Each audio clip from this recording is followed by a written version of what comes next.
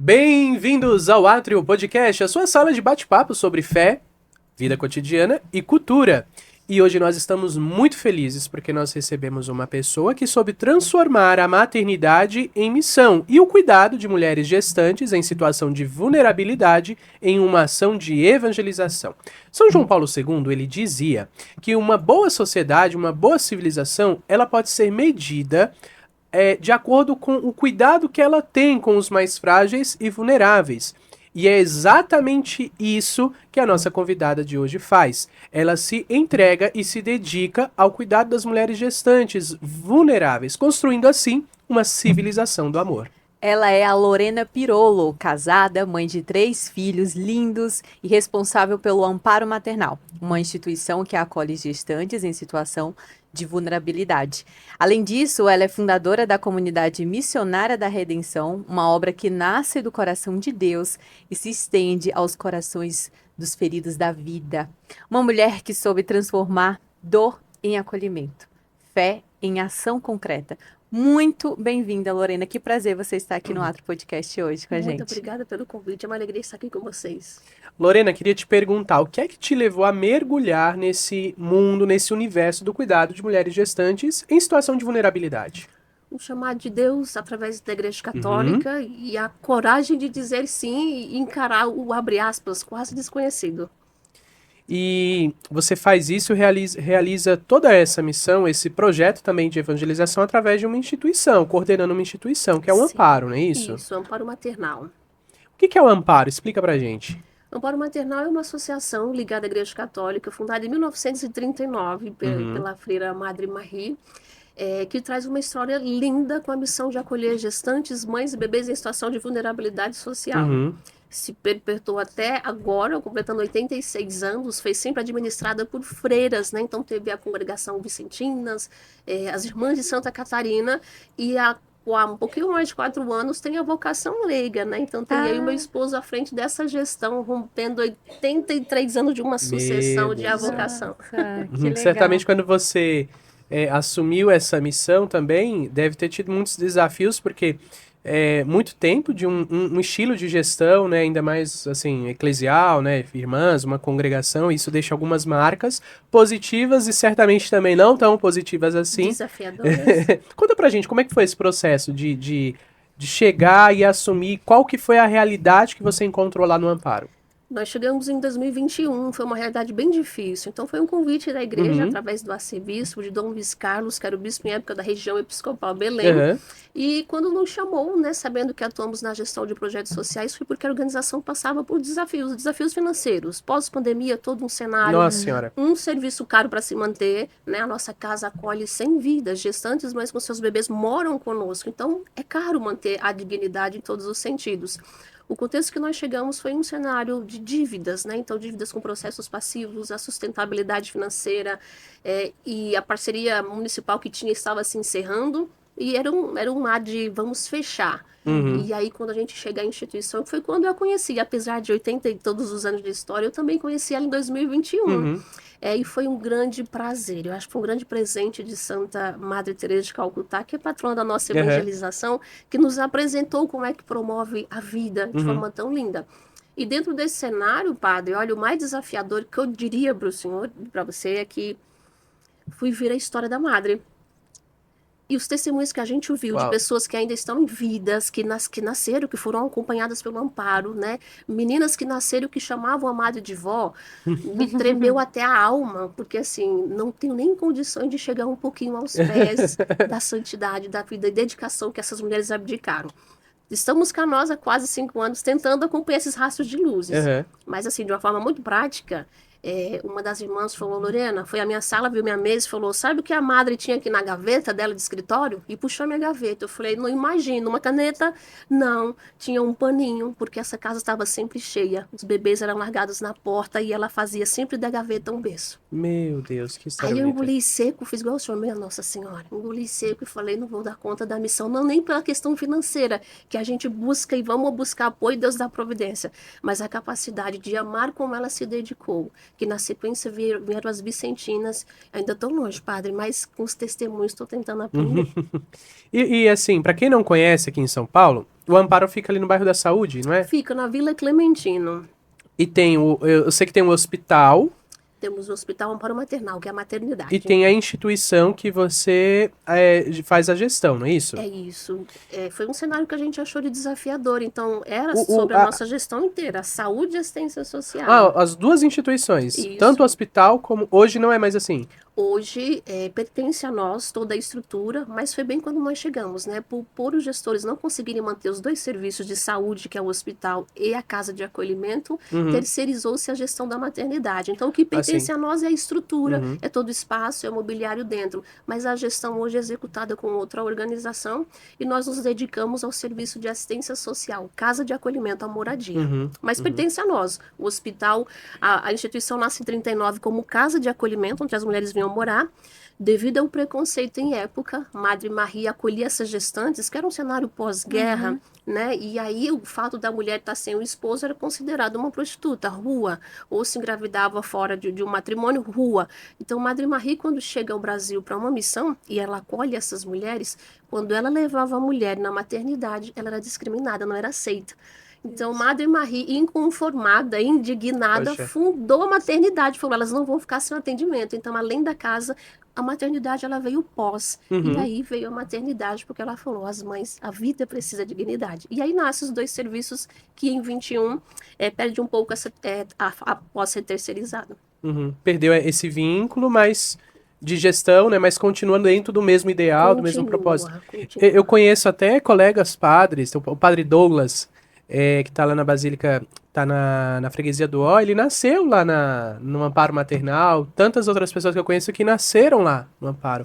E o Amparo é um hospital, tem nessa parte a maternidade, enfim, e quantas famílias, enfim, tiveram ali os seus filhos, tiveram ter a oportunidade de ter dignamente os seus filhos, né? Um trabalho bonito demais. Milhões de pessoas. A gente está tentando fazer um levantamento desse histórico de 39, Aham. mas dá um trabalhinho, gente, porque anos não é fácil manter, mas dá para a gente usar um slogan, São Paulo nasce ali.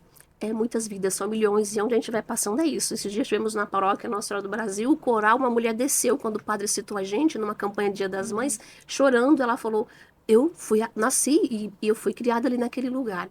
Então a gente celebra essa alegria de saber que ali a igreja é uma doce Belém, sempre naquele espaço. Essa imagem que eu ia usar, é a Gruta de Belém, onde as mães, as famílias, os pais vão lá, levam, né, seus filhos, sua esposa gestante para dar a luz, né, e encontra também esse acolhimento de Cristo. Você contando um pouquinho dessa situação, né, de que estava numa igreja e uma pessoa veio até você falando, né, que a maternidade foi essa casa por muito tempo, como a gente vai tocar agora num assunto mais sensível, porque a gente tem visto que nos últimos tempos tem crescido muito essa militância contra a vida. Através desses testemunhos, como que você pode relatar pra gente que aquela vida pequena, que muitos colocam como, ainda não é vida, pois está na barriga, como elas vão se frutificando através dessa maternidade espiritual que você exerce lá na instituição? Olha, eu poderia citar N exemplos das vidas que têm passado por nós. Eu vou citar duas pessoas, né? Ou quem quiser acompanhar o relato inteiro, tem no nosso canal, né? Que a gente gravou esse testemunho. Teve um dia que a Fabiana Lage, que hoje não mora mais conosco, uma acolhida, ela tem um câncer na língua e ela não tinha como retirar, então tem aqui todo um... E aí ela foi acolhida para nós, gestante, entrou na nossa casa gestante e usuária, dependente químico, né? E aí ela começou... Lá o acompanhamento, nós temos uma equipe técnica, psicólogos, pedagogos, assistentes sociais, além do apoio à espiritualidade, para ter um cuidado integral. Fabi um dia chegou, desceu lá no administrativo, né? A parte de acolhimento é de um lado dos dormitórios, o administrativo fica, né, em uma parte inferior. Ela chegou e falou, eu preciso falar com você, mas eu não queria que tivesse ninguém do ADM. Eu falei, bom, só se for às 18, quando o pessoal sair, né? A equipe que não trabalha 24 horas... Quando fui às 18, gente, Fabi trouxe o Gael, que é o pequeno dela, lindo, no colo, já estava com um aninho já. Trouxe ele no colo, chegou na minha mesa e sentou ele assim, desse jeitinho. Chegou e sentou e falou, Tó. Eu olhei para ela na minha sala e falei, o que foi, Fabi? Ela falou, eu estou te dando, meu filho. Respirei fundo, porque, gente, eu acho que nesses momentos a gente devolve tanto com silêncio, porque são situações que nos pegam que não sabemos muito o que fazer. E eu olhei para a Fabi e falei, Fabi, o que está acontecendo, né? Eu confesso que não sabia o que responder. Me senti tão pequena, tão inútil naquele momento. Fabi, o que está acontecendo? Ela falou, estou te dando meu filho. O meu esposo Emerson, né? Nós temos 3 filhos, o Lucas, o Pedro, a Helena, e a gente está sempre ali no amparo, passando. O Lucas até veste o mascote, meu filho, as crianças estão ali, a gente está sempre correndo, todo mundo conhece minha família. Fabi olhou nos meus olhos e falou: eu estou te dando porque o Gael merece uma família como a sua. Lá, Mona Lisa, nós aprendemos que as mães que querem, que chegam a dizer vou abortar, ou vou dar o filho, ou vou entregar, não é porque não amam, é porque, com o relato da Fabiana e eu diria de mais de umas 20, é porque elas não querem que os filhos passem o sofrimento que elas viveram em vida. Eu sempre digo isso onde eu passo. Essa é a prova viva. Então, quando a gente traz uma militância, traz um discurso, nós, quanto Associação para Maternal, trazemos a vida real, dura como ela é. E eu poderia aqui, com esse podcast, pode durar 24 horas, que eu conto um testemunho na sequência do outro. Mas fechando, na Fabi, a Fabi saiu da instituição com projetos de estudar. O Gael foi pilar para vínculo familiar, para voltar, né? Eu lá digo, aqui as crianças nascem e as mães renascem, as mulheres renascem, fala outra história, é a capacidade de ter a cocriação divina. Ela voltou o vínculo com a família, com a filha que já era mais de 20 anos, que já era casada e elas estavam distantes. A filha queria saber quem era o Gael, quem era o irmão, e veio até a instituição. Ela tinha um segundo filho de 12 anos, que tinha saído com um antigo parceiro dela, voltou o vínculo familiar. Então, de forma assim, muito resumida, a vida traz, é possível. Né? Então, a casa é uma sede de promoção, defesa e cuidado da vida, porque a gente faz a mulher se enxergar quem ela é. E eu acho que aqui tá um limite, fica um limite claro, a partir desses testemunhos reais e concretos, de que a ideologia, a militância, ela trabalha numa camada de pensamento. Muito superficial. Muito superficial. E que não Fora toca a realidade concreta, a alma, a vivência, a experiência. E não é capaz de devolver aquilo que é mais importante do ser humano, a sua dignidade. A sua dignidade. É como se o fato dessas pessoas, dessas mulheres estarem nessa camada de vulnerabilidade fosse uma sentença de vida para todas elas, né? É como se isso, era uma solução prática ao descarte. Não é isso, porque a mulher vai sair com uma dor maior e vai gerando uma outra dor. Gente, eu tenho relatos, que eu não vou expor mais nome, eu vou chamar simplesmente de Marias. De outras Marias que chegam na organização dizendo: meu parceiro quer que eu aborte, e ficar abaixadinha no canto dos corredores chorando porque tá inquieta, porque tem um parceiro ligando falando: se você não abortar, eu não te quero de volta. E ela ali no chão, vendo aquele cenário maternal na organização, vendo aquelas mulheres que, apesar de uma dor do parto, que dói, né? Dói ser mãe, cuidar, levar, gerir, educar, a vida inteira dói. Mas que valor teria, né, se nós não passássemos dessa forma? E a gente vê essas mulheres chorando, desabando, não conseguirem comunicar, e elas virem dizer: eu não estou suportando a felicidade dessas pessoas com o bebê, eu não tenho direito de ter o meu. Então, esse olhar superficial me incomoda quando a gente está dentro da realidade. E aí as pessoas e a igreja às vezes é muito criticada dizendo: é só não façam, não descartem, não abortem. Não, nós estamos 86 anos acolhendo, só no ano passado foram 340 vidas que eu posso dizer com propriedade que são salvas, que são os testemunhos das nossas meninas, dizendo: minha história recomeçou aqui. A minha vida começa agora. Padre, teve um fato que eu vou contar, a gente veio da Alemanha. Teve um grupo lá atrás, uma para maternal, 40, 50, 60, as pessoas adotavam as crianças lá, porque dentro também tinha, né? Uma menina de Liechtenstein falou: eu quero conhecer a casa que eu nasci. Olha só. Veio, agendou, a gente trouxe um intérprete, fala alemão, etc e tal. E aí ela veio com uma regatinha e tinha uma tatuagem nas costas enorme, acho que uns 15 centímetros, assim, ó, uma data em tarará e tarará. Eu, muito discreta, fiquei sem graça de perguntar o que significava, porque chamava muita atenção. Ela trouxe o namorado dela, que ela queria que ele conhecesse, onde ela nasceu, viveu e foi adotada. E hoje mora na Alemanha. Doutora, médica. E aí, chegou no voluntariado lá embaixo, um voluntário falou: eu posso fazer uma pergunta? Eu falei: Glória, agora que vai perguntar a minha, que eu não tive coragem. Foi dito e feito. Uma voluntária, Graça, ela falou assim: o que significa isso aí nas suas costas, né? E aí o intérprete lá, ela falou: aqui foi a data que eu nasci. Falei: nossa, que benção, foi o dia que você nasceu aqui no Amparo? Ela falou: não, foi o dia que eu fui adotada. A minha história foi recomeçada, a família foi construída e é possível. E eu vim da Alemanha aqui para dizer para o meu namorado, que vai ser meu marido, que eu tenho história. E essa história precisa ser dita e levada à frente. Precisa ser assumida. O que não é assumido não é redimido. Não né? E, gente, o Amparo, ele faz... Eu costumo sempre usar essa imagem, assim, quando eu vou falar do Amparo, até na paróquia, para pedir as notas que eles fazem, uma campanha muito bacana com nota fiscal. E, enfim, não tem como não ajudar o Amparo. Você faz uma compra, dá lá o cupom fiscal, põe na urnazinha do Amparo.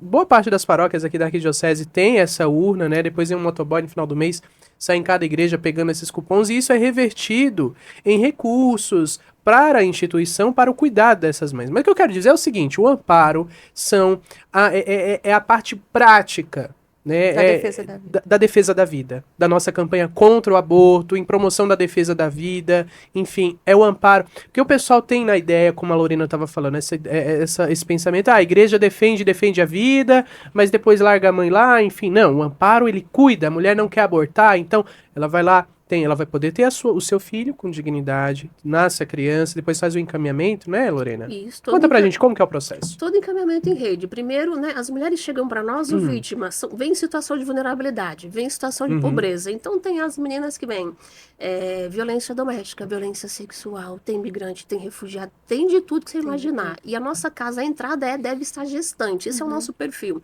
Então, quando ela chega para nós, tem mulheres que são encaminhadas para adquirir a documentação, que não tem. Tem mulheres que são encaminhadas para assistência social. Aqui já traz uma criança, além de estar grávida, acessar a educação, acessar a saúde, todo o trabalho em rede. Então, quando ela chega na instituição, ela geralmente vem só com a roupa do corpo. Ela chega na porta, né, encaminhada de um CRAS, de um outro serviço, ou chega numa demanda espontânea e bate na porta e fala, eu preciso de ajuda. É só a roupa do corpo e a dignidade que foi perdida, gente. Nada mais.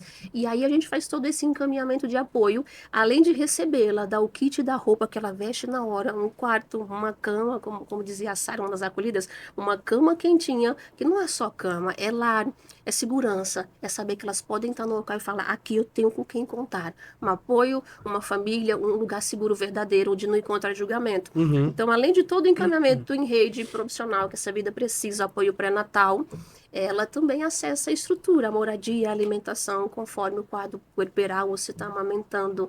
É a rede de apoio, né? A nossa cultura, o que está muito vivo, nós somos a família dessa pessoa. Perfeito, assim, eu vejo que essa militância da questão do aborto, em favor do aborto, é muito mais uma solução, além de moralmente errada, desumana, rápida, para algo que é muito enraizado, que é a pobreza, a vulnerabilidade, O né? contexto complexo, O né? contexto da sociedade. E a igreja, que muitos acusam de ser apenas uma moralista, vem para acolher aquelas pessoas que muitos querem apagar com a morte. Dá tempo de eu falar o testemunho? Claro, conta hoje. essas histórias aí, são Eu enriquecedoras. não vou expor o nome dessa de verdade também, vou chamar ela de Maria. Ela saiu há mais ou menos um ano da organização. Ela fez um curso lá conosco. Nós damos cursos profissionalizantes. Sabe o degrauzinho, a escada, um pezinho para subir na vida? Vamos para isso. É um degrau, um de cada vez. Nós damos cursos profissionalizantes para que quando ela saia da instituição, ela tenha autonomia, construa sua vida, sua casa, seu trabalho, sua história, sua casinha e vai com a sua criança ser feliz. Teve uma menina que ela ficou um período conosco, veio da dependência química, também foi tirada da Cracolândia, né? Veio da Cracolândia para nós na época. Nasceu a bebê linda. Na época eu parecia com a Melena, foi ali mesmo meio tempo, né? Então eu peguei uma afeição só por parecer, né? Aquele negócio da empatia. E aí ela fez a formatura. De repente ela mudou a capa das mídias sociais dela, era ela com uma beca, que a gente faz todo um, né? Constrói tudo e tal. Linda, maquiada, foi um curso de maquiagem, etc e tal. Linda de viver um período. De repente eu encontrei ela na portaria chorando, né, abatida. Quando estava chorando, estava mais quietinha. Nós temos os profissionais que fazem esse apoio. Encosta a diretoria, geralmente vem, no último caso, quando vai passando, né, não é a pauta da... Olhei para ela e falei, como boa nordestina que nós somos, eu olhei e falei essa expressão, gente. Nossa, o que você tem hoje? Você está parecendo um pau oco. Uma árvore seca, né, vazia. Sim, Tava sem brilho, sem nada. Não tinha fruto, não tinha mais nada. Você está parecendo um pau oco. O que está acontecendo? Ela respirou fundo e me devolveu um grato silêncio, uma pequena lágrima aqui e falou, eu posso te falar depois? Eu falei, se você quiser partilhar a sua história, eu gostaria de saber. Dia mais, dia menos, no mesmo dia ela não me procurou e a gente respeita o silêncio, né? O mais trabalhoso que a gente tem na casa é escutar o silêncio. Ela não disse nada, mas a gente tem que estar percebendo e atento o outro lá. E aí... Gente, ela me procurou acho que uns 3 dias depois, lá vem ela com o carrinho lá no administrativo de novo, sala de reunião, e vem passando pelo ADM, só que ela foi na frente de todo mundo. Chegou na minha sala, ela pediu para fechar a porta, eu falei, pode. Você poderia ouvir minha história? Eu falei, posso. Pôs a bebê no carrinho, falou, olha, eu vim de Minas Gerais, com 13 anos de idade. Eu era filha única, meus pais morreram muito cedo e ela já falava com ódio de Deus. Deus levou meus pais muito cedo, me deixou sozinha. E ela já ia externando ali, sinalizando o que tinha no interior daquela vida, né? Eu falei, sim, e aí? Ela falou, aí com 12 anos, como eu não tinha mais ninguém, eu fui morar na casa do meu tio. Era o único tio que eu tinha. Fui morar na casa do meu tio. E aí o meu primo me espancou. Nossa. E aí o meu tio abusou sexualmente de mim. E eu não tinha mais ninguém pra procurar. Eu só era uma criança com 12 anos. Ela foi falando assim, né? Tinha umas palavras mais simples.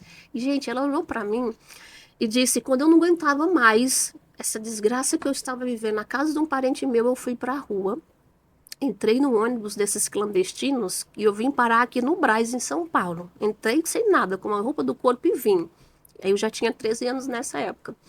E aí ela perguntou assim pra mim, eu falei, Lorena, sabe qual foi a casa que me acolheu assim que eu cheguei aqui em São Paulo? Eu falei, eu acho que não foi Amparo, porque a gente não acolhe menores de idade, né? Eu falei, eu sei que não foi Amparo, nosso perfil de acolhimento são as mães a partir de 18 anos, né?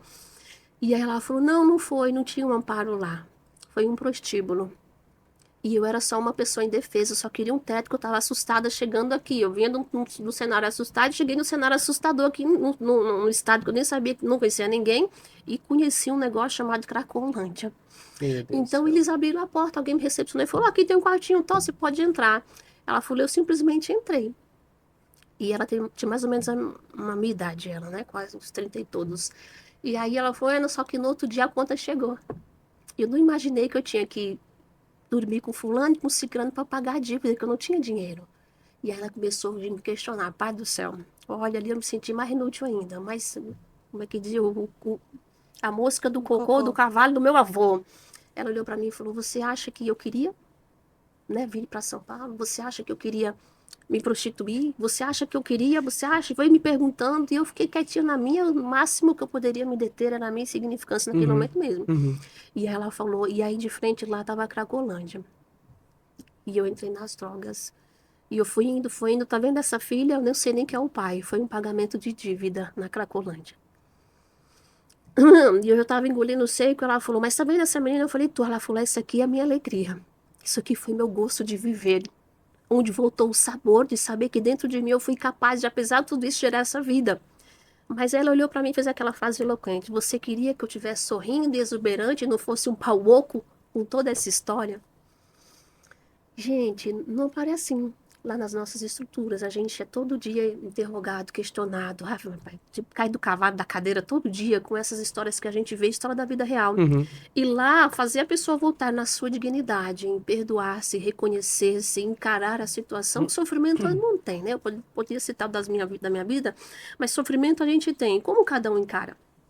A gente recebe grupos lá e as pessoas falam, ai, que bom que vocês aqui não dão só o peixe, vocês dão a vara e ensinam a pescar. Eu falei, não, é um pouquinho mais profundo.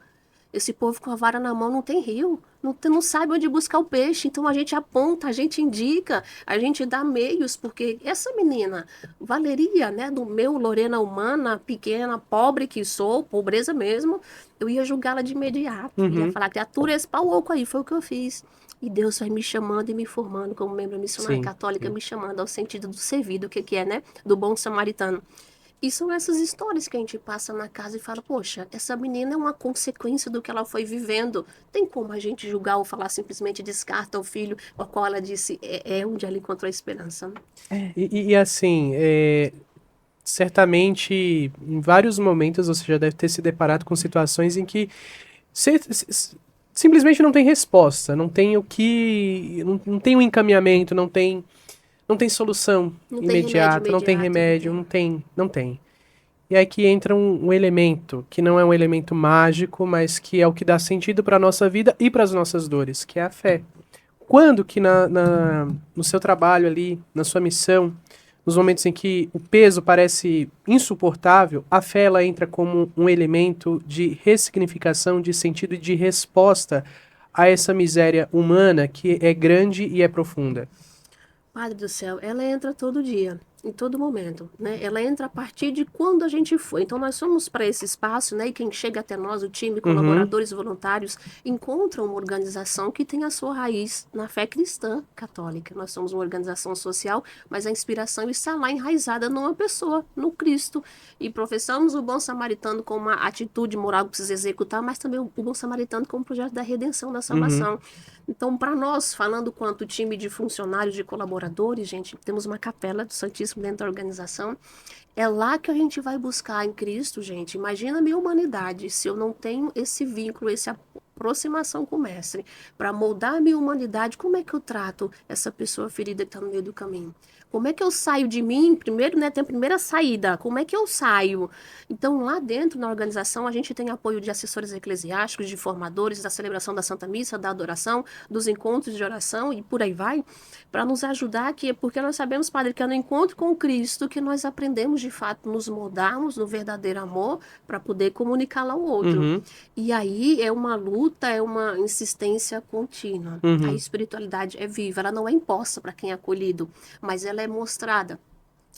Tem dias, né? Teve um tempo lá, e não dá tempo de eu sair andando com a Bíblia no meio de um texto, no meio da instituição, não. É o dia inteiro, paga a conta, corre ali, vem gente, contador jurídico, etc. Correndo o dia inteiro. Não dá tempo desses momentos que eu falo para você de sentir com uma acolhida, elas são assim, porque eu tenho uma equipe preparada para isso. Mas dentro dessa correria do dia todo, né, no ordinário, a gente vai santificando nas nossas ações do trabalhar de fazer. Teve uma acolhida que a gente saiu para um passeio fraterno, que a gente leva os colaboradores, seus filhos, para elas verem que nós somos seres humanos, estamos ali estendendo a mão, mas também temos nossa fragilidade. E é um exercício delas reconhecerem também as nossas dores. E eu confesso que ela nunca me viu com a Bíblia, ou rezando o texto, etc e tal, pelo período que estava na casa. E nesse passeio ela parou. Posso fazer uma oração, uma africana? Posso fazer uma oração por você? Eu falei, pode.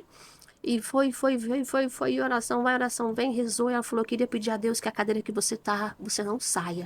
Eu falei, isso é o quê? Uma bênção, é uma promessa, é uma bênção. É uma praga, é uma bênção, é uma pedida, é o quê isso daí? Ela falou, não, eu estou dizendo que eu vi Deus em você. Naquele momento, ela me mostrou algo que eu não tinha percebido. É possível externar a nossa espiritualidade, é possível falar de Deus, como dizia São Francisco, entra mudo e sai calado, o pessoal bebe Deus em você. Naquele momento, ela mostrou que é possível. Mesmo eu não ter parado com a Bíblia, um texto, falar isso, ela enxergou Deus na minha conduta, nos meus valores, nos princípios que a gente defende. Então, a organização chegou para nós como um presente de Deus. E para nós católicos que estamos lá, os missionários que estão, outros que professam a outra fé, que são cristãos também, testemunham comigo no dia a dia. É um exercício e um cultivar da nossa fé naquele lugar. E quando que nasce a comunidade missionária da Redenção? Nossa Senhora, veio um pouco antes, não tão com 86 anos que é um amparo maternal, né? Gente, o Redenção, esse ano completou 10 anos, ele completou no dia da nossa patrona, que é Santa Teresa de Calcutá, dia 5 de setembro. O Redenção, ele nasceu quando eu passei uma confusão grande, que eu chamo de quibrocó, como boa nordestina que sou. O iprocó virou um quibrocó, simplesmente. No quibrocó master da minha vida.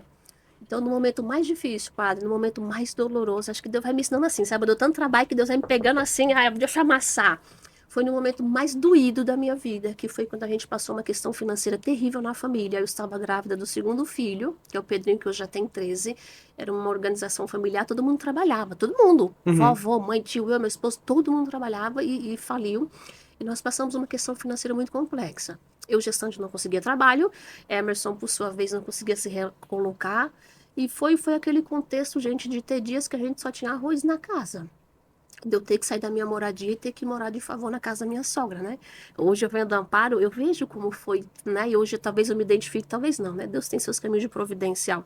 Eu me identifico muito quando essas mulheres chegam porque eu sei a importância da casa, do lar, de viver, de ter a sua condição de sustentar seu filho. Meu filho, há 13 anos atrás, eu gestante, sabe quando Deus tira tudo? Acho que eu tenho esse testemunho, Padre, corrija se eu estiver errada. Eu acho que Deus queria, estava me procurando. E embora eu já fazia muito, fazia parte do grupo de oração da renovação, servia na pastoral, na liturgia, na música, fazia parte da pastoral social, que eu sempre tive uma atuação na pastoral social, ajudava em tudo que me chamasse, do secretariado, da paróquia, blá, blá, blá. a gente tinha uma inquietação interior, Deus pedindo algo a mais. Deus está pedindo algo a mais. Meu esposo olhava e falava, meu Deus, o que que é? Só que a gente tinha essa inquietação e na correria do dia a dia a gente não para ouvir. Deus estava querendo falar comigo e eu não parava, padre. E a gente ainda usava justificativa, né? Que estava trabalhando na messe ali. Eu ainda usava isso como justificativa. Estou trabalhando para manter meu filho. Na verdade, Deus queria um silêncio interior que eu não conseguia fazer na correria do dia a dia. Sempre trabalhei muito, comecei a trabalhar muito cedo, aos 10 anos, comecei a trabalhar muito cedo. Eu tive uma vida, né, criada desse jeito, trabalhar, correr e tal. Quando eu não tinha trabalho, quando eu não tinha mais como trabalhar, o que fazer e sair, eu não tinha mais para onde ir, estar na casa da minha sogra, eu fiquei no silêncio do meu quarto e rezar a Deus. Achei tempo para orar um pouco mais e escutar. Então nós começamos a criar um negócio chamado, que a gente deu o nome de oração de escuta. Eu e meu esposo nos detemos a orar um pouquinho, furando um pouquinho, escutando. E frente ao que a gente já ia vivendo nas evangelizações que nós fazíamos nos lares, com as pastorais, com os grupos de oração, né? Vinha essa inquietação, o que fazer com esse povo? A gente tem uma missão na área de muita vulnerabilidade, de muita ocupação em São Mateus, onde começou a missão. Vinha essa inquietação, né? Santo Agostinho diz, né, que a caridade tem duas filhas lindas, né? A indignação e a coragem. Então vinha esse sentido de indignação. Como é que muda essa estrutura?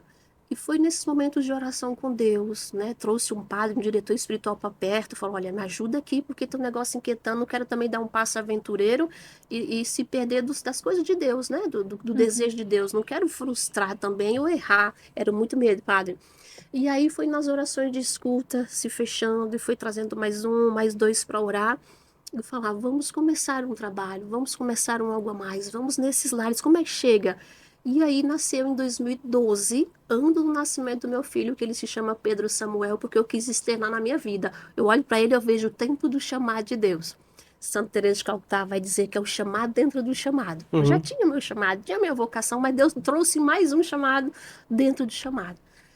Pedro Samuel chama isso porque foi quando nasceu. A missão anuncia-me em época, que é como era chamado, até que a gente fosse descobrindo o que Deus queria para nós, ou como nós poderíamos nos dedicar mais, né, daquilo que Deus nos chamou, né, Deus nos confiou.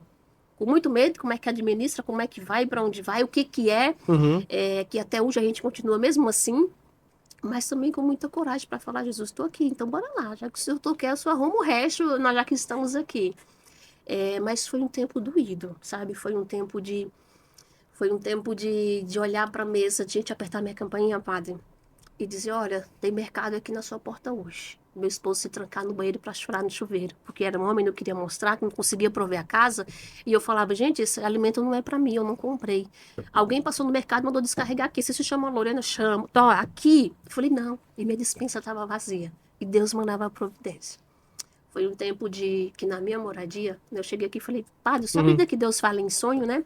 Foi um tempo, gente, que eu me recolhi e comecei um propósito com Deus de rezar o texto às madrugadas. Todas 3 horas da manhã, rezava o texto, pedindo a misericórdia de Deus por aquele momento. Deus, por quê? Para quê, né? Não por quê. Para que estamos passando por isso? O que o Senhor quer que a gente aprenda tanto?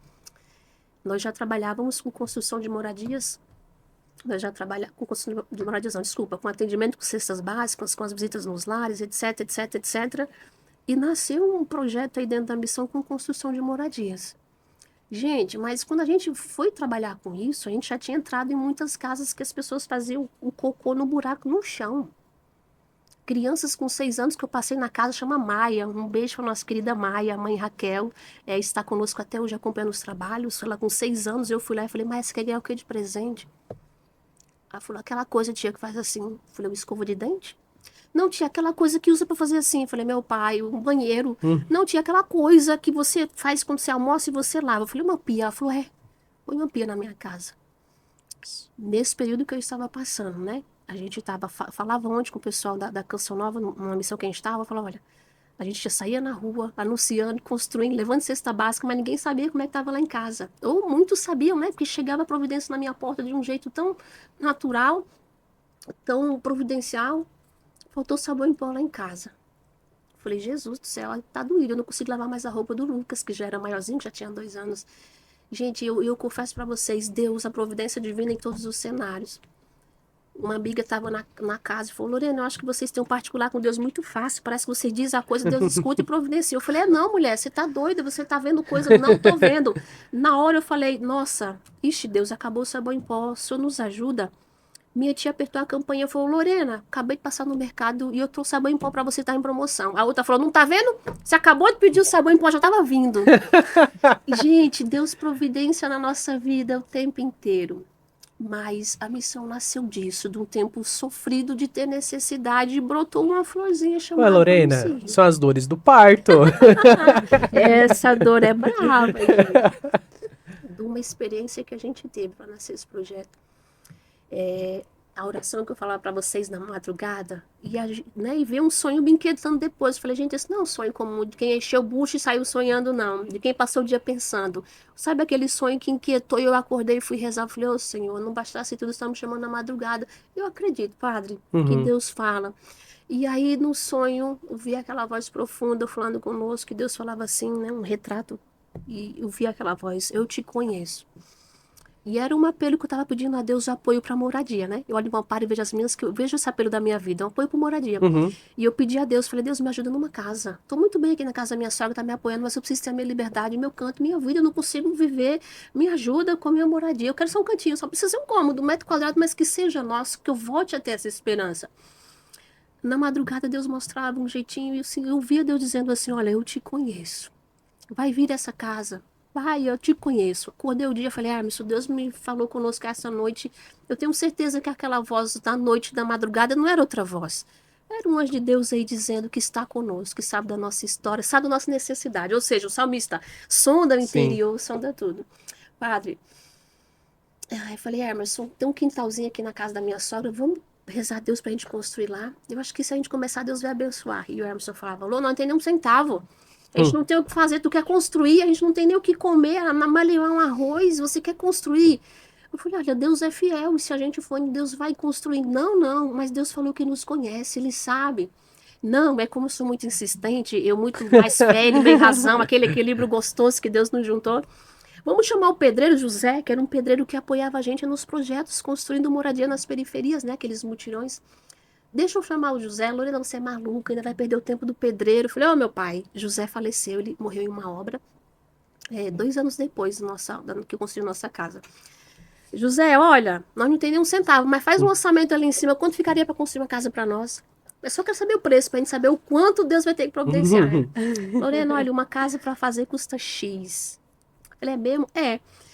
Mas para vocês eu construo só por X. Um valor muito simbólico, gente, né? Porque eles deu uns 7 mil reais para construir a casa inteira. Do jeito que eu pensei. Nossa. 4 cômodos, um cômodo para as crianças, o meu quarto, uma sala, uma cozinha. Mas eu só vou cobrar 7 mil. Não, José. Não, eu tô dizendo que eu vou cobrar esse valor para vocês. Compra o material inteiro que eu começar a obra. Eu falei, não, meu filho, eu só tô fazendo orçamento e a gente vai guardando para poder a gente ir sonhando em Deus. Ele falou, não, Lorena, e tem mais. Você paga quando você quiser. Descarrega o material que eu construí para você porque eu te conheço. Jesus, amado. Quando ele falou, eu te conheço, Padre, não era mais o José Pedreiro. Era Deus dizendo, deixa de ser teimosa, criatura. Deixa de ser teimosa, Pedro, Paulo, tudo quanto é apóstolo deu trabalho aí. Judas, eu te conheço. Quando falou, eu te conheço, o Emerson olhou assim pra mim do tipo, não era mais o José. Era um anjo de Deus ali falando. Eu falei, José, você é sinal de Deus pra minha vida. Eu lembro que eu disse isso pra ele, você é sinal de Deus na minha vida hoje. Né? E ele seguiu a vida. Emerson, vamos no material de construção? Um mês depois ele falou, você é doida, pelo amor de Jesus, vamos, não custa nada levar essa lixa que o pedreiro deu desse tamanho assim, nesse papel aqui. Cheguei no depósito de material de construção, nós comprávamos lá material para construir as casas dos outros. Chama Tereza, um abraço para Tereza, ela vai ouvir esse testemunho agora, eu nunca tive coragem de contar para ela pessoalmente, e ela vai ouvir que eu vou dizer, olha, acompanha lá. Fui na Tereza, ela pegou aquela lixa desse tamanho e começou a calcular. Tic. Eu falei, mulher, você não vai ficar com raiva de só fazer orçamento? Não, eu tô aqui pra isso. Tá, a lixa desse tamanho, ó. Quase 50 mil, uma coisa assim de material. Pra tudo, da fundação até o telhado. Lorena, pra onde vai esse material? Eu falei, um dia vai pra minha casa, mas hoje só vim fazer orçamento. Você trabalha com cheque, com cartão? Eu falei, trabalhava. O cheque tá tudo sem fundo, os cartões de crédito tudo estourado. Não tenho condições nenhuma. Desse jeito, muito espontânea. Não, Lorena, mas pra quem que é? Eu falei, é só um orçamento, Tereza. Ela falou, onde eu descarrego esse material? Eu falei, tu não vai descarregar isso em canto nenhum, eu só vim fazer orçamento. Lorena, é pra sua casa? Eu falei, ela falou, vou descarregar lá amanhã. Você paga quando quiser e quando puder, porque eu te conheço. Emerson deu as costas e foi pro carro. Aí a lágrima desceu nessa hora. Gente, por 3 vezes era o galo cantando. E eu negando Jesus várias vezes ali, o galo cantando por 3 vezes. Eu vi assim, Gente, a mão de Deus nos sustentou de um jeito que no outro dia o caminhão chegou na porta, mesmo eu falando para ela, você tá maluca? Ela falou, não, você quiser me pagar, pode levar isso aqui. Não vai me fazer falta, um dia você me paga. Eu falei, pai, como um dia eu te pago? Gente, eu não passei cartão, eu não assinei nada. No outro dia que ela conhecia meu endereço, começou a descarregar um caminhão com os ajudantes falavam, gente, o que está acontecendo? Eu nunca descarreguei tanto material num lugar. Eu olhava pro caminhão, a Emerson me olhava, minha sogra me olhava, falava, esses malucos achou dinheiro onde? Isso nem tá conseguindo comer. Descarregou tudo. O pedreiro no outro dia começou a obra e nós olhando assim, igual eu tô fazendo agora, embasbacados com a grandeza de Deus. E foi nesse período que a gente aprendeu, como dizia Dom Cícero esses dias, que a gente pode ser hospedaria para outras pessoas, mesmo na condição que a gente passa. E quando o amparo chegou para nós, gente, vocês não têm noção, mas sabe quando tá passando um filme? Uhum. E aí Deus vai memorando, que vai nos preparando, que mesmo nesses momentos a gente pode ser ainda abrigo para outras pessoas, mesmo quando a gente não tem, né? A gente consegue ser. Voltando à pergunta, que eu demorei muito para responder, a redenção nasceu disso, da capacidade de dizer, se Deus foi providência e moradia na minha vida, vai ser para mais gente. Se Deus foi alimento e sustento, só tá faltando esses anjos que disponibilizaram ter mais gente articulando. E tem muitas pessoas assim espalhadas e o que falta às vezes para essas pessoas é uma rede, uma conexão entre elas. E é isso que vocês fazem. Eu lembro quando você apresentou para mim o projeto que vocês realizam nas periferias, você falava da construção de casas. Gente, eles constroem casas populares, né, Lorena? A um preço. Eles têm lá, e tem engenheiro, tem tudo. Tem o voluntariado. Faz um voluntariado, faz um custo básico, enfim, para a construção de moradia para famílias carentes. E a maneira como vocês fazem isso não é outra coisa a não ser a providência de Deus. Né? E é interessante na história da Lorena, me veio várias coisas aqui. Vamos lá, primeiro falar de relacionamento, tá? Como é sempre assim, o homem no meio do relacionamento, ele é o cara racional, ele tá ali preocupado com os custos, porque tem a questão do prover, da própria vocação, né, da paternidade, enfim, do homem, e a mulher é aquele lado mais sensível, que se deixa levar e vai escutando e ouvindo a voz de Deus, porque tem uma diferença entre ouvir e escutar. O ouvir, ele vem pelos sentidos, por aquilo que nos acontece, e o escutar é mais profundo. Toca a alma, toca o coração, e aí a gente faz o discernimento. E a mulher, ela tem mais essa capacidade sensível do escutar quando Deus está falando. O homem não, ele é mais racional, né? Ele é mais prático, já fica preocupado, já fica aflito, enfim. E como Deus foi mostrando isso para vocês, e a partir desse sofrimento, dessa dor, dessa privação, como nasceu uma vocação, uma missão, e hoje toda a entrega de vocês, tudo aquilo que vocês fazem, com certeza se reverbera na vida de muitas famílias, não? De bastante gente vai passando por nós.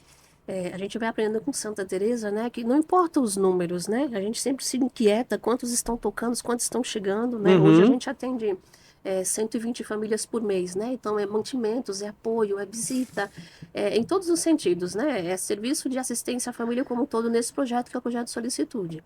Desse projeto nós temos 250 crianças que são atendidas, né, com o projeto Redenção Kids, e tem um corpo de voluntariado lá, né? Eu tô aqui falando em nome de uma grande galera, voluntário profissional como engenheiro, arquiteto, mas o voluntariado está na mão da massa, fazendo as diversas ações. Mas olha, padre, números, né? Não são números, são vidas. Tem vários que eu poderia expressar, mas a gente vai aprendendo nesse apenas 10 aninhos de missão, né? A gente foi aprendendo que não é sobre a quantidade, né? É sobre como tem feito, né? Que rastro a gente vai deixando de salvação na vida dessas pessoas. Não é sobre o que faz, é como a gente leva. É por isso que o projeto chama solicitude, né? A capacidade do ser solícito, da boa vontade, do interesse. Ele vem com a base da encíclica de São João Paulo II, tá? Da solicitude de direitos sociais. Ela parte, que é patrono também da missão, São João Paulo II e Santa Teresa, dois santos brabo aí. E o projeto leva esse nome de solicitude porque foi isso na nossa vida, um despertar a fazer, a sair. E quando a gente toca essas famílias, gente, vocês não têm noção, padre, quando a gente fala em construir casa, não é que a gente fez acionou modo, entrega a casa, sai correndo, não, é um caminho de construção total. Do zero. Do zero, tanto do voluntariado, eu não diria do zero, eu acho que nós estamos no -5. Teve uma família que nós fomos no Natal e nos inquietou que a gente só foi levar a cesta básica. Nós chegamos lá e nós entramos na casa, não tinha gás. Como é que ele ia fazer o arroz que nós levamos na porta? Entramos, tá. Quando a gente foi levar o gás, a mulher tinha 2 panelas. Uma ela comia com 8 crianças que ela tinha sentado assim com a mão, todo mundo junto. uma caixa d'água velha no quintal, que a água estava verde de mosquito, que utilizava para ficar recolhendo água da chuva, que não tinha saneamento. O banheiro, uma cortininha velha, com um balde para fazer necessidade. Falei, gente, esse número de criança numa casa, essa mulher que o marido tinha acabado de falecer com câncer, não tá normal. Foi a primeira casa que a gente construiu. Nessa família, não foi só casa, padre, foi uma construção interior. Teve um voluntariado. Olha a noção da complexidade de quem está atento no caminho. Teve um voluntariado que foi ensinar a ela como era que arrumava a casa. Meu Deus. Ela recebia doação e a gente via no cantinho assim empilhada. Ela vestia a roupa, jogava e empilhava. O voluntariado falou, ela não teve uma família, peraí, a gente vai entrar. E começou um exercício de construir-se como é que arrumar a importância, a beleza do estar, de se fazer. Então, muitas famílias foram tocadas, mas quando a gente fala da construção, é até o final. Sim. Moradia, tem um enxoval, gente se mobiliza para levar o chá de casa nova para ela, a colher que faltava, o lençol, as crianças estão indo para a creche, a escola é parceiro da gente no bairro. Nessa época, a vice-diretora, que hoje chama Gislene, que ainda está conosco, ela falou, olha, vocês mudaram a história da menina. Ela não tinha amigos na escola porque ela fedia. Meu Deus. Hoje a menina celebra a alegria de estar limpa, estar entre colegas brincando. Olha, não é só sobre parede e concreto, gente. É construção de lar. E nem sobre só as cestas básicas, né? Não é só sobre arroz e feijão, é sobre algo maior. Lorena, eu estou exatamente como você se coloca em muitos momentos no seu trabalho. Eu não consigo nem falar. Porque a sua história é muito, muito forte, né? Não só a história do trabalho que você exerce nas duas frentes, mas também da história da sua vida mesmo, com o seu esposo, como Deus, de todo um mal tira um bem. Maior. Muito maior. E aí eu queria que você falasse um pouquinho de onde vem tudo isso, porque eu vejo uma intimidade muito grande com Deus, eu vejo, porque apesar de nós mulheres sim ter dentro da gente essa essência de escutar o espiritual e de não ter tanto medo, não ter tanto racional, eu não tenho nem de perto esse sim corajoso para Deus. Conta pra gente um pouquinho essa Lorena antes do casamento, de onde é que vem todo esse amor, toda essa caridade? Eu nasci num berço de ouro, um berço esplêndido na minha família católica. Meus pais se separaram muito cedo.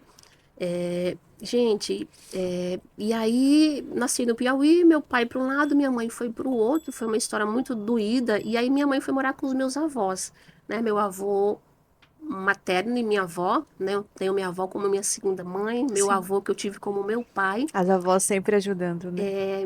Meu avô faleceu ano retrasado, agora vai fazer 3 anos agora, dia 12 de novembro. Nasci no berço católico, gente, graças a Deus. E aí a minha avó e a minha mãe soube me ensinando e me levando, né, nesse caminho, nessa educação, nessa catequese, nessa iniciação à vida cristã. E eu fui sendo iniciada.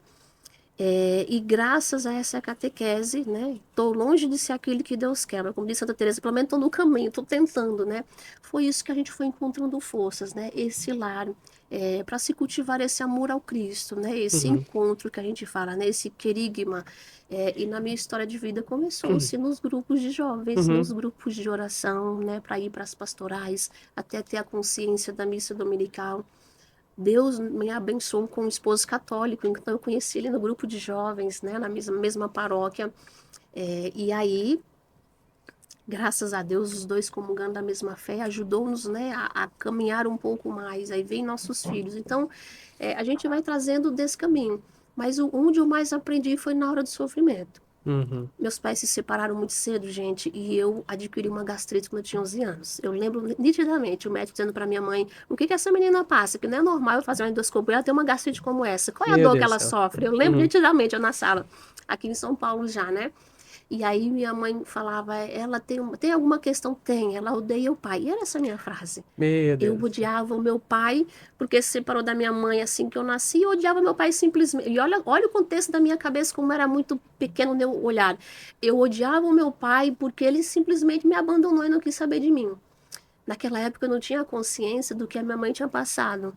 De cárcere, de privação, de traição, do contexto inteiro. Em vez de odiar por tudo que ele fez minha mãe passar e tudo mais, eu odiava simplesmente, eu ainda muito mesquinha e egoísta, eu só no centro de tudo, eu odiava simplesmente porque ele não me dava atenção e me deixou pra lá. E aí, com 12 anos, tive essa gastrite. Gente, não tinha nada que sarasse, era ódio. Eu perdoava, né? E o perdão é isso, né? Ele apodrece nós. Quando você deixa aí, você se liberta. Liberta o outro, principalmente você. E eu não consegui. Foi um processo longo. Foi longo, viu, padre? De assessores eclesiásticos, bons padres nesse caminho para me sustentar. Deus foi muito generoso comigo, né? Para estar até hoje aqui, indo à igreja, né? Comungando dessa fé, tentando servir um pouco mais. Foi que Deus mandou anjos demais na minha vida. A minha família, bons padres, bons assessores, o meu esposo depois que vem. Meus filhos também, que vêm me ensinando, vêm catequizando. Então, sempre quem esteve ao nosso lado, bons bispos. Mas foi na maior parte do sofrimento, na hora do ódio, de aprender a perdoar e deixar ir, que isso foi quando eu tinha quase 18 anos. Eu fiz até uma canção, para poder externar a dor, eu toquei canção. Cantei, foi quando, sabe, libertou. Deixar ir, contar a história sem sentir a mesma dor, mas com a verdade, encarar o que foi passado e falar, olha, foi um período, eu não sou mais a mesma, né? Foi dolorido, da minha existência até 18 anos, e aí perdoar. Foi aonde eu mais aprendi. E eu acho que o Redenção traz muito isso. Nós temos o carisma de consumirmos no ardor missionário, levar o resgate ao cárcere atual. Mas que resgate eu levaria se a minha alma não tivesse uma vivência autêntica desse resgate, né? Então, acho que Deus precisou passar numa peneira assim, muito bem amassada. Tem que passar mais ainda, mais umas 3 peneiras.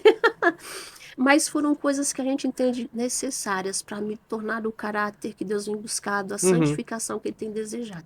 Foi no sofrimento que a gente foi juntando tijolinho. E você trouxe a questão da figura da sua mãe, e aqui a gente entra num ponto da sua história que é muito delicado, que é a sua relação com a sua mãe, porque você comentava comigo uma outra ocasião que a sua mãe tinha um sonho para você, né? Ela sonhava que você fosse freira. Que eu fosse freira. E, além disso, há um vínculo entre materno muito forte, quase de possessão, né? De ter, né? De tal. Ter, ela só filha única e só Isso, nós. super proteção, o cordão umbilical não foi rompido, né? E como é que foi pra você, meio que, digamos assim, frustrar o sonho da tua mãe, romper esse vínculo, esse cordão umbilical forte, e ainda assim, né, continuar amando e respeitando ela e seguindo a sua vida, seguindo a sua vocação e a missão que Deus sonhou pra você? Foram 2 momentos assim que marcaram minha vida, mas que serviram como uma catequese, um exercício também para os que estavam ao meu lado. 2 momentos muito fortes, gente. O fato de eu ter nascido em um berço de ouro, como eu disse, na catequese, não está isento do tropeço, do cair. Sim. Mas está condicionado à coragem para levantar, assumir a história e seguir. Eu e meu esposo, nós namoramos por quase 2 anos.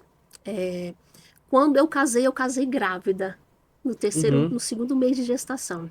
E nessa vivência de muito católica, a exigência, a cobrança de ser muito santa, contar que eu estava grávida fora do casamento foi um período difícil para minha mãe aceitar um pouco sobre isso, né? E eu, como filha única da vivência e da história que nós tínhamos, né? Minha mãe se dedicou muito para me cuidar sozinha, né? Tinha dias que a gente estava sozinha lá em casa, né? Olha, 2 momentos, né, de faltar quase arroz da casada, mas também quando eu estava solteira, né? Tinha dias que estava minha mãe em casa, a gente sentava de frente uma outra comendo arroz, a gente falava, vai minha filha, só tem arroz.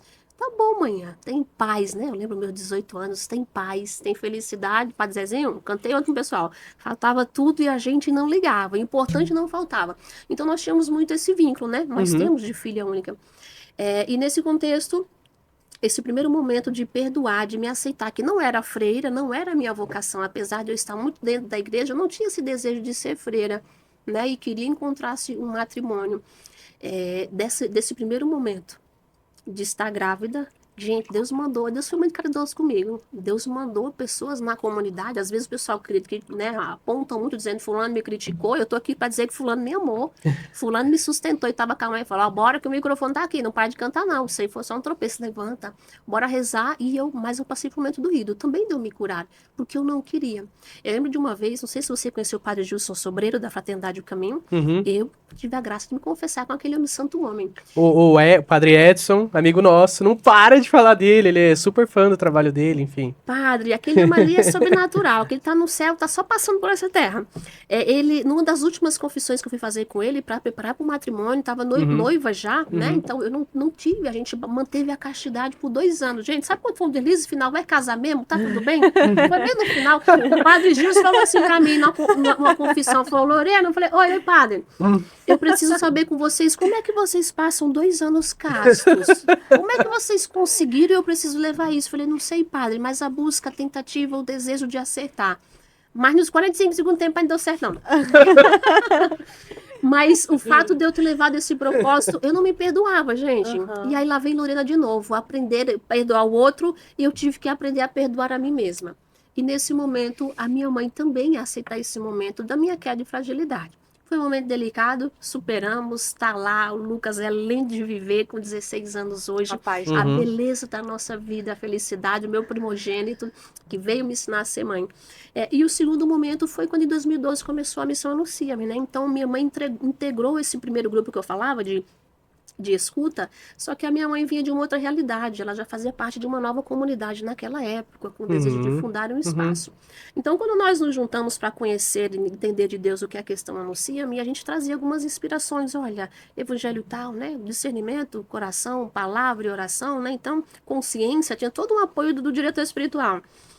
E aí nós tivemos o segundo, abre aspas, vou chamar de conflito, não sei se essa palavra é correta, mas aqui eu tenho para agora, né, porque eu não sei se é disputa de ego que não se dá melhor para explicar esse momento, mas naquele momento minha mãe falava, olha, vamos ter que viver a comunidade de vida, comunidade anuncia-me. Eu falava, gente, sabe quando o coração se inquieta? E a gente sabe que quando está agitado, Deus não está nesse barulho. E eu falava, olha, na minha catequese eu aprendi que Deus não está na agitação. Manhã não é esse chamado para mim. Manhã, né? Chamo de manhã. Manhã não é esse chamado para mim. Não é isso pro meu esposo. Tá sufocando nosso matrimônio.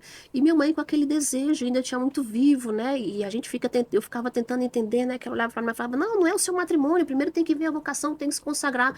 Gente, mas eu não posso violar meu matrimônio, né? Talvez aquilo muito novo, aquele desejo de ser de Deus por inteiro, foi sufocando a gente. Começou a respingar nosso matrimônio, que eu e meu esposo nos olhou e falou, vamos, no pior o infringir do cenário, o sacramento está aqui. E aí lá vem outro diretor espiritual para nos sustentar. Quanto é importante, gente, né, dessa figura, padre? É de vocês, padres, nesse sentido. E aí foi um momento muito delicado, porque tinha as inspirações, né? Então, quando deixamos alguém a liderar, não é a mandar, é ele aprender a servir, é ele trazer o direcionamento para onde vai. E aí foi se conflitando, porque minha mãe trazia uma identidade de uma fundação para uma comunidade e, ao mesmo tempo, eu com outra. Gente, pensa como foi doído encarar a minha mãe, e eu tinha medo de atentar contra o mandamento de honrar pai e mãe, esse negócio todo. Era um conflito, né? O pai e mãe, tem a questão do matrimônio. E uma vocação, e uma também, vocação espiritual. De eu não sei, eu falei, Jesus, cadê? Eu vou pro outro lado, cadê uma baleia pra me engolir no meio desse caminho? Eu não sei nem pra que lado mais eu vou. Gente, como foi doído. Eu devia ter ouvido meu esposo nessa época, ele falava, vamos logo conversar. Eu não tinha essa coragem de sentar um dia com a minha mãe de frente à mesa, e ela então, que hoje é meu atual padrasto, né? E dizer, olha, eu estou saindo da missão Anuncia-me, porque está me sufocando. Eu estou deixando todo esse trabalho de evangelização que eu mostrei como ele se iniciou. E, gente, eu lembrava, acho que é Joquebede, padre, minha mãe de Moisés, que jogou no mar. Gente, o que via naquele momento, e minha alma chorava quando eu dizia isso, falava, olha, eu estou jogando no mar, eu estou entregando porque pertence a Deus, mas está me sufocando. Deus não me chamou a viver isso desse jeito. Eu não faço mais a vontade de Deus. Eu não sei mais que eu estou servindo. E aí era uma inquietação da alma. E, por outro lado, ela se inquietava também, porque também tinha o seu chamado, penso eu, de uma forma, e ele deu ruim. Atrito. Resumindo nossa ópera, que é muito longa, foi a parte mais difícil, né? Da minha mãe entender que eu estava rompendo e eu não fazia mais parte da mesma comunidade, ou nova comunidade que ela estava. Deus trouxe um chamado diferente. Além de não ter sido freire e casado, um chamado diferente. Uma missão autônoma. Então, duas pessoas que iniciaram projetos distintos, mas esse foi uma fase difícil, gente, para encarar. Então, minha mãe tratava de um jeito que eu falava, meu pai não vai me perdoar nunca mais por isso. E foi muito dolorido, que aí, de novo, submetemos a um diretor espiritual. É quase um ano de oração. Eu não falei que foi em 2012 que a gente começou, e eu falei que a Redenção só tem 10, porque a Redenção só foi em 2015. Foram 3 anos ali sofrendo, angustiados. E aí, quando a gente veio iniciar os missionários da Redenção, eu já tinha saído da comunidade Anuncia-me, que então deixou de ser missão, para viver isso de Deus, mas não por soberba, não por querer ser mais, não porque ter um título, não porque ter um nome, não tinha nada disso. Tinha uma alma que gritava, que me quietava e chorava. Foi nesse cenário, padre, que aí a gente teve 2 encontros que hoje, graças a Deus, a gente consegue voltar o vínculo, né? De novo, de trabalhar junto, de servir nesse caminho de comunhão, porque no céu só tem um Sim. caminho, né? É. Nós temos que chegar tudo junto. E aí o tempo foi passando e a gente vai amadurecendo e aprendendo a lidar com essas estruturas. O Padre Cássio, ele tem um zelo pela confissão, assim, um desejo muito grande, ardente pela confissão, que ele herda da mãe dele. Ele sempre usa essa imagem, né? Ele fala, o pai do Padre Cássio era diácono permanente, e segundo o Padre Cássio, era um homem muito sério, muito íntegro e muito rígido, muito sério, né? Com os filhos, não, não, sim, sim, não, não, pronto. Já a mãe tinha uma figura muito mais doce e era mais o rosto da misericórdia, enquanto que o pai era o rosto da justiça. A mãe é sempre disposta a perdoar, a amar, a aconselhar e a recomeçar, né? E ele herda esse zelo da confissão através desse exemplo da mãe, né? Então, perdoa mesmo, tá, não sei o quê. Da sua história, mesmo em meio a essas dificuldades com a sua mãe, a aceitação do novo carisma, da sua própria vocação, do matrimônio, enfim, existe algum elemento que você traz para a sua vida hoje e que veio dela, sobretudo no cuidado com as mães que se apresentam para você no amparo? Da minha mãe, gente, o que eu trago muito um traço é o temor de Deus. Uhum, Sempre foi uma mulher muito temente, né? A gente entende que até algumas ações era mais para saber o que Deus quer, o pedido. Então, o que eu trago muito da minha mãe é esse do temor de Deus. uhum, O cuidado maternal, gente, ele veio, né? A minha mãe, agora, né? Quando eu falava que eu, na minha aborrecência ali, no meu mundinho de ódio, achava que só meu pai só doía em mim, foi depois, foi inverso. Foi com a chegada do amparo maternal que eu comecei a reconhecer o que a minha mãe passou e eu não soube ver aham, o período que ela passou de sofrimento na gestação, que foi um cenário terrível. Então, o que eu trago da minha mãe, que eu sou grata a Deus pela mãe que tenho, que ela me trouxe de exemplo, foi o temor de Deus, me ensinar a estar, né? Então, se eu suportei esses sofrimentos, esses momentos, foi que alguém em casa, mesmo nesses momentos de dores, ela tinha lá um cenário sereno, sustentando e sempre uma ida a um altar, a um sacrário. Uma outra pergunta, Lorena, de cunho pessoal, assim, também, que eu acho que pode ser exemplo para muitas mães, muitas mulheres, inclusive, né? Você é mãe, três filhos, esposa. Certamente, quando você termina o seu expediente ali no amparo, que não deve ser. Que o trabalho não deve ficar só ali, você deve levar muita coisa para casa também. Quando chega em casa, tem que cuidar do lar, tem que cuidar dos filhos, fazer esse papel de mãe também. Tem um esposo também, enfim. É, Como é que você concilia, une a espiritualidade com a ação concreta? Porque eu acho que você é um pouco como eu, como o Padre Cássio, você parece ser uma pessoa muito prática, muito da organização, de gestão, papapá. Onde que entra a espiritualidade no meio de toda essa ação? Nossa, que pergunta difícil. Pode trocar? Tem aquele botão de trocar? Padre, olha, eu acho que a gente tem tentado lá em casa levar no ordinário, né? Eu não posso deixar para ser santo, trabalhar, bater meu cartão e agora vou ser cristã, ou se eu estou saindo Uhum, de casa. A gente tem tentado viver o ser humano em sua totalidade, em sua integralidade, né? Que o trabalho está condicionado a isso, a minha vida familiar também. Então não desassocia. A uhum, gente sabe separar, né? Tem que saber estabelecer os limites. Mas só estabelece limite, eu vi essa frase de uma psicóloga, só estabelece limite entre essas relações, trabalho, família e tudo, quem sabe que essas organizações se integram, porque nós somos o ser humano em sua totalidade. A espiritualidade lá em casa tem sido assim, através do Redenção nós temos formações mensais, nós uhum, temos o programa com a Santa Missa, as orações ordinárias do dia, e a gente tem tentado fazer com uma família e levar dessa forma. uhum. A missa, os momentos de estar junto, o momento de jantar, de estar junto, de celebrar a mesa, e acima de tudo, acho que o que tem dado muito certo lá em casa, padre, além de Deus ser muito misericordioso e saber que senão eu seria uma mãe doida, né? Me ajudar no amparo com as crianças, senão eu seria uma mãe doida, é o diálogo, é sentar para escutar Deus, né? A gente sabe quando a gente olha para as crianças e fala, olha, aprendemos nesse mês missionário sobre o encontro com Cristo que leva ao ser missionário, né? Depois de uma longa etapa de conversão e discipulado. Olhar para o meu filho esses dias, o Lucas, o maior, e falar, filho, você sabe o que é o encontro? Ele falou, mãe, é ver a pessoa. Eu falei, não, é trazer o outro para dentro de si. Aqui em casa nós estamos nos encontrando, nós estamos nos esbarrando. Hum, Nós estamos tropeçando no outro, nós estamos nos encontrando. Você tá me vendo como sua mãe, sabe? Foi a trancos e barrancos, padre. Eu não tive na minha família esse diálogo, sabe? Pela história que eu tive, eu não tive esse sentar. E eu aprendi quanto é necessário. Apesar de não ter tido, não significa que eu não vá viver, né? E aí a gente aprendeu que o diálogo, ele precisa se existir. Então, nesse momento de escuta, de sentar, meu filho encheu o olho de lágrimas e falou, mãe, eu estou mais esbarrando em vocês. O Lucão entrasse para a consciência, trazer 16 Deus, anos, né? 16, para falar na consciência. Peguei o menor de 3 no mesmo dia. Chegou de 3 da escola, menino, senta aqui, vamos comer um pãozinho, um biscoitinho. E aí, filho, ele baixou o pescoço e falou, mas estou esbarrando. Falei, é mesmo, né? Você está muito no joguinho e tal, vamos achar equilíbrio. A espiritualidade, a gente tem tentado viver isso na casa. O encontro com o Senhor para poder encontrar o outro. Sim. E achei esse equilíbrio, pai. Sabe, ter esse termômetro, tem hora que a gente olha. Meu filho teve um dia que falou para mim, mãe, você não está trabalhando demais? Porque ele viu que eu estava abdicando do nosso momento de lazer, né? Apesar da gente fazer muito, correr muito, tem um momento do nosso lazer, a saída com a família, o equilíbrio precisa ter. Todos os extremos vai fazer um mal danado. Então a gente acha o equilíbrio para estar com a família. A gente vê mães hoje em dia na sociedade que a gente anda que até tem medo de falar, hoje eu tô sem fazer nada, não me liga, eu tenho tempo, não, o que você tá fazendo, Lorena, hoje? E às vezes uma inquietação de eu responder que eu tô numa reunião, tô no podcast, tô ali, não. Tô fazendo nada, tô no chão rolando com a Helena.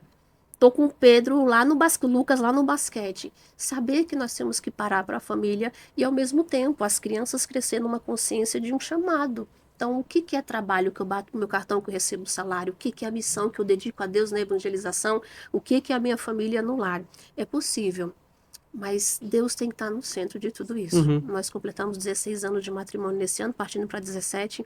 E como Deus foi generoso conosco, a misericórdia de Deus em todos os tempos para sustentar esse matrimônio, mas tem que ser essa luta constante.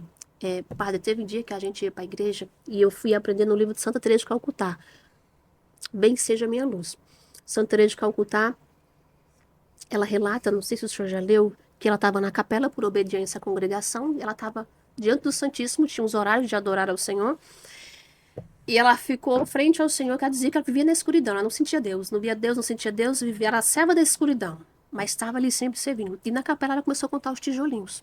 Hoje na nossa sede de missão tem uma parede de tijolinho para lembrar esse relato. E ela contava os tijolinhos diante do Santíssimo, contando tijolinho, contando tijolinho, contando tijolinho, deu horário, saiu, cumpriu o cronograma da congregação. E aí ela cita que em um dado momento ela parou para rezar com Deus e perguntar para Deus, Senhor, qual foi o momento que eu mais te agradei? O que eu mais fiz na minha vida que te agradou?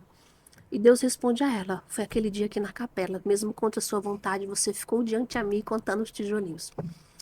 A gente tem muito aprendido na nossa espiritualidade com Santa Teresa, que às vezes tem hora que eu tô chegando em casa e tem um momento que eu não aguento nem olhar pra cara de um, mas eu tenho isso como ser humana, com o meu temperamento colérico, como é que eu equilibro com o meu marido que é fleumático, com o meu Jesus, e trazer trazer as virtudes dos temperamentos e achar o equilíbrio em Jesus Cristo. Que beleza saber que somos diferentes, mas dá para ajustar. Então, esse insistir, né? Esse estar. Que tem momentos que você fala, meu pai, que vontade de pegar esse menino pelo pescoço, Jesus, mas não posso atestar contra o quinto mandamento, não posso matar. Não... Olhar e falar, Jesus nos ajuda. É a constância dos desafios da vida ordinários está. Lorena, pra gente encerrar, infelizmente, porque é uma conversa tão gostosa estar aqui contigo, é tanto aprendizado. O padre falou que nós Eu nunca demais, fiquei né? tão calada num podcast. Olha, no início do podcast eu falei, ó, nós estamos aqui com um problema, porque o Emílio é do Piauí, Mona Lisa é do Piauí, Lorena também. E todo mundo aqui gosta de falar muito, tem muita história, então a gente tem que... Né? Mas é muito enriquecedor, a gente poderia ficar horas aqui conversando. E foi pior, que eu tive uma dose da Paraíba, eu falo mais rápido assim, né? Tem gente que fala, Lorena, o seu áudio no WhatsApp eu não consigo. Não dá pra acelerar. Porque se eu acelerar, você... Eu falei, veja o lado bom, você não perde tempo acelerando, eu já falo... Na velocidade 2. É ansiedade, Lorena. Eu falei, não, gente, a mistura de piauiense com paraibana, deu nisso. Eu tenho uma avó que ela falando, só Jesus pra saber o que ela tá dizendo. Eu queria que você falasse um pouquinho para as pessoas que hoje descobriram uma gravidez indesejada ou que de alguma maneira, por algum momento, perderam o sentido da vida. O que você teria para falar para essas pessoas? Nossa, gente, escolhe a vida. Eu traria essa frase muito simples, escolhe a vida, né? Santa Teresa diz que Não podemos permitir que alguém saia de nossa presença sem se sentir melhor e mais feliz, né? Olhar para um lado, saber que nós estamos aqui, eu diria, só conte conosco. Eu poderia dar o meu silêncio e a presença, mas se essa pessoa está de longe nos vendo, conte conosco. Nós estamos à distância, mas além da casa, estamos rezando por você. Olha para minha vida, né? É possível recomeçar. Enquanto a vida, há respiro, há recomeço. E em Cristo a gente encontra a salvação, a saída para tudo ali. Muito bem. Gente, esse foi mais um Atro Podcast. Chegamos ao fim. Ativa o sininho, curte, compartilha, envia esse podcast compartilha com o pessoal esse podcast. Nós agradecemos a Lorena, ao Amparo Maternal, ao seu esposo Emerson, que ficou com a Helena cuidando dela, Ah, né? e ele exerceu aqui o papel de pai. Todo mundo, não, fica com ela. Eu falei, não, ele vai exercer agora o papel de Isso. pai. Teve Foi que lá, sair. deu conta. Teve que sair para cuidar dela, queria dar um show. Queremos agradecer também toda a nossa equipe que nos ajuda e também ao estúdio Pode Vir com o Anderson. Venha, converse aqui com o Anderson para você vir também gravar o seu podcast aqui no estúdio dele.